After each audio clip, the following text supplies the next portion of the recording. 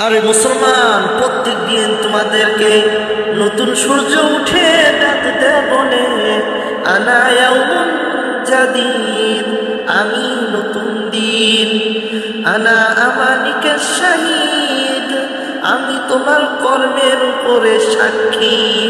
সূর্য বলতে থাকে এটাই তোমার সর্বর্ণ সুযোগ, তুমি ভালো কাজ করো, না হয় তোমার জন্য কঠিন আযাব অপেক্ষা করতেছে। আনা আমানিকা শাহিদ, আমি তোমার কর্মের উপরে সাক্ষী। সবাই তো সাক্ষী হয়ে যায় এই কনকনে শীতের রাত্রিতে। কেমন করে থাকো মুসলমান ঘুমিয়ে? মনে কি পড়ে না তোমার জীবন শেষ হবে এক নিমিষে? নদী পথে নৌকা চালাও ওরে মাঝি ভাই, বেলা ডুবার আগে আমি উপার যেতে চাই।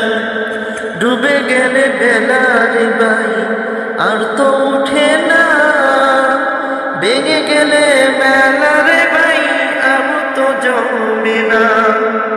লতা গাছে কে দিল ভাই এত বড় কদু? কারা দেশে কে দিল ভাই মৌমাছিরা মধু? ঠিক না কিনা? আমরা যদি এই কথার প্রতি চিন্তা করি যে মহান রব্বুল আলামিন আমাদেরকে নির্দিষ্ট সময়ের জন্য এই পৃথিবীতে প্রেরণ করেছে, যখনই আমাদেরকে হুকুম করা হবে ওই মুহূর্তে আমাদের এই দুনিয়া ছেড়ে যাইতে হবে, তাহলে আমাদের উচিত হলো সবার মুসলমানকে 5 ওয়াক্ত সময় মতো